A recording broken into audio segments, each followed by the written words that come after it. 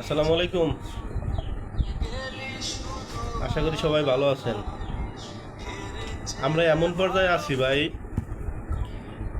যখন আলুর কেজি ছিল 70 টাকা, 60 টাকা, তখনও সিঙ্গারার সাইজেই ছিল।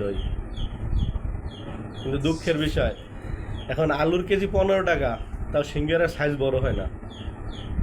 তেলের দাম কমছে, ময়দার দাম কমছে, আলুর দাম কমছে, কিন্তু সিঙ্গারার সাইজ একই রয়ে গেছে।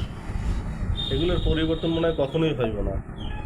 সরকার যেই আসুক, কোনো লাভ নাই যদি আমরা ঠিক না হই। আমাদের এই নেশা দেখেন, ঠিক না হয়। আমরা দুই ভাই সিঙ্গারা খাইতে আইছি, কতগুলো সিঙ্গারা, কিন্তু এক একটা এক মুখে দেওয়া যায়। কথা বুঝছেন? এই হচ্ছে সিঙ্গারার সাইজ। কিন্তু আমরা পরিবর্তন হলে সিঙ্গারার সাইজ একটু বড় হইতো। আলু যদি 2 টাকাও কেজি হয়, তাহলে সিঙ্গারার সাইজ মনে হয় বড় হইব না। আগে আপনারাই বিচার করেন। আমাদের মনকে পরিবর্তন করতে হবে। কথা বুঝছেন? আপনারাই বিচার করেন যে আসলে সরকারের দোষ দিয়ে লাভ কি। আমরা আমাদের জায়গা থেকেই আমরা ঠিক হইতে পারি নাই। যদি ঠিক হইতে পারতাম, সিঙ্গারার সাইজ আরো বড় হইতো। এই দেখেন, সিঙ্গারার সাইজ মনে হয় 2 টাকা।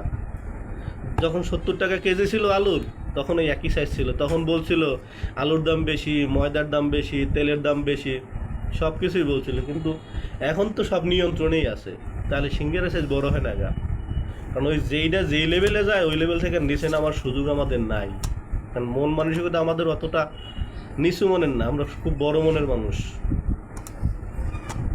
আপনাদের কাছে প্রশ্ন, তাহলে কি করা উচিত এখন? আপনারাই বিচার করবেন।